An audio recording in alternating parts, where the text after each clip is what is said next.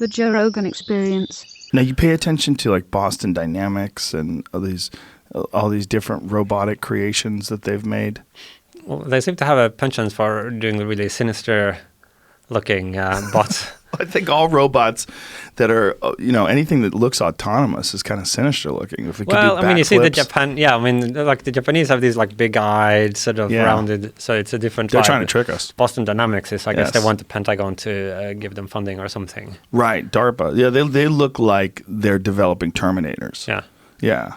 But what I was thinking is, if we do eventually come to a time where those things are going to war for us instead of us, like if we get involved in robot wars, our robots versus their robots, and this becomes the next motivation for increased technological innovation to try to deal with superior robots by the Soviet Union or by China. Like these are more things that could be threats that could push people to some crazy level of technological innovation. Yeah, it could. I mean, I think there are other drivers for technological innovation as well that seem so plenty strong. Sure. Commercial drivers, let us say, that we wouldn't have to rely on war or the threat of war to kind of stay innovative. And I mean, there has been this effort to try to see if it would be possible to have some kind of ban on lethal autonomous weapons.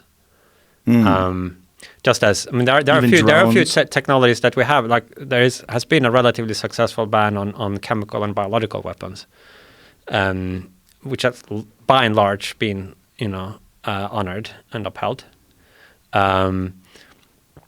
There are kind of treaties on nuclear weapons, which has limited proliferation. Yes, there are now maybe, I don't know, a dozen. I don't know the exact number. But it's certainly a lot better than 50 or 100 countries. Yes. And some other weapons as well, blinding lasers, landmines, cluster munitions. And so some people think maybe we could do something like this with lethal autonomous weapons, killer bots. Is that really what humanity needs most now? Like another arms race to develop like killer bots? It seems arguably the answer to that is no. But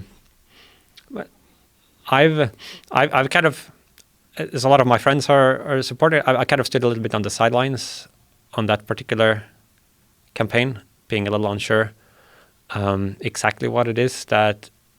I mean, certainly I think it'd be better if we refrained from having some arms race to develop these than not. But if you start to look in more detail, what precisely is the thing that you're hoping to ban? So if the idea is the autonomous bit, like the robot should not be able to make its own firing decision. Well, if the alternative to that is there's some 19-year-old guy sitting in some office building, and his job is whenever the screen flashes fire now, he has to press a red button. And then exactly the same thing happens. I mean, I'm not sure how much is gained by having that extra step. But it is something, it feels better for us. For some reason, someone is pushing the button. Right, but exactly what does that mean? Like in every particular firing decision? Or is it like some... Well, you got to attack this group of surface ships here, and here are the general parameters, and you're not allowed to fire outside these coordinates. Like, does that? I don't know. I mean, another is the question of it would be better if we had no wars, but if there is going to be a war, maybe it is better if it's robot v robot, or if there's going to be bombing. Like maybe you want the bombs to have high precision rather than low precision, like get fewer civilian casualties. And operating under artificial intelligence, so it makes better decisions. Depends exactly on how. So I don't know. I mean, on the other hand, you could imagine it kind of reduces the threshold for going to war if you think that you wouldn't fear any casualties. Maybe you would be more eager to do it.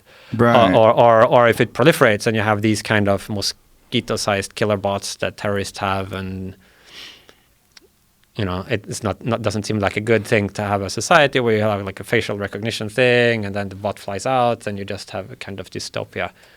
So, I think we're thinking rationally. We're thinking rationally, given the overall view of the human race, that we want peace and everything to be well, but realistically, if you were someone who is trying to attack someone militarily, you would want the best possible weapons that give you the best possible advantage.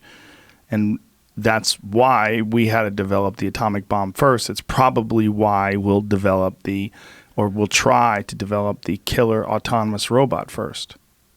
Yeah. I mean, someone else would have it. Right, to fear that the others. Yes. So this is why it's basically a coordination problem.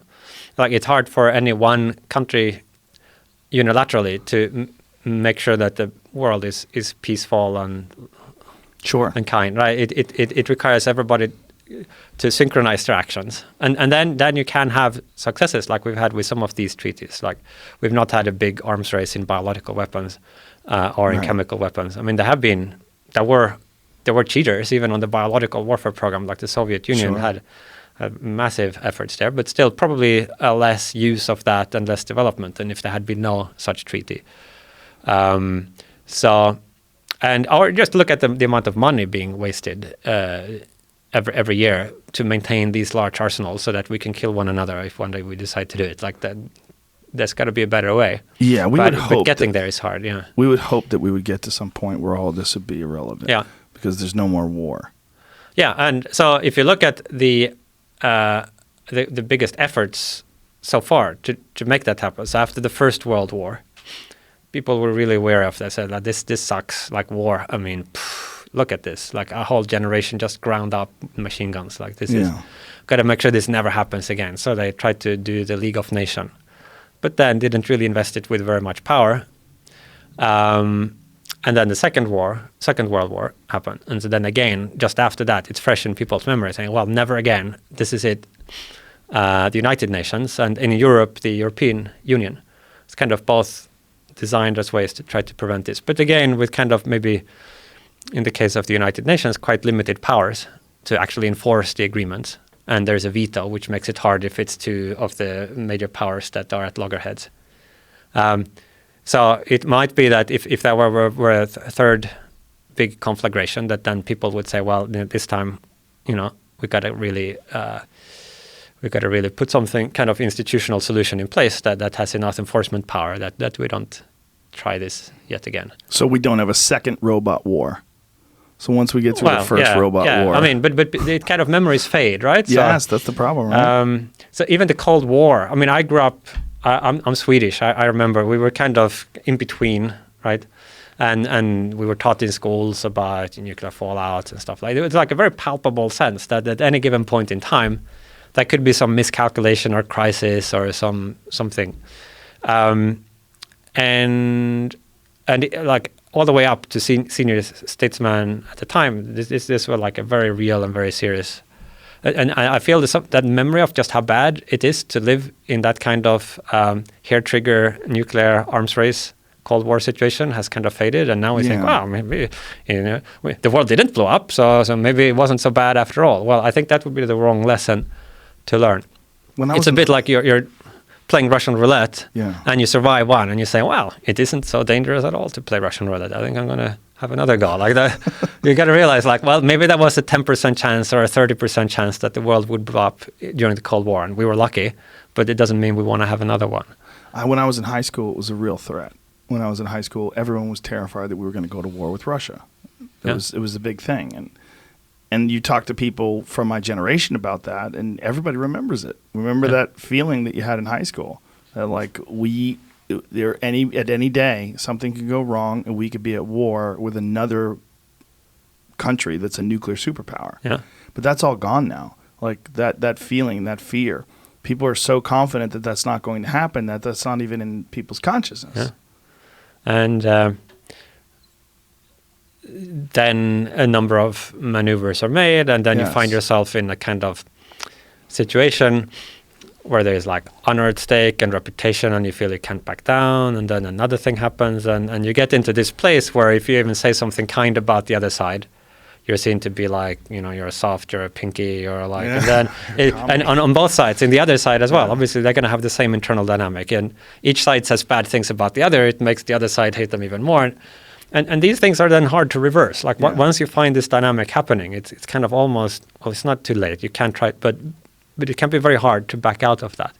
And so if you can prevent yourself from going down that path to begin with. That's much preferable. When you see Boston Dynamics and you see those robots, is there something comparable that's being developed either in the Soviet Union or in China or somewhere else in the world where there's similar type robots?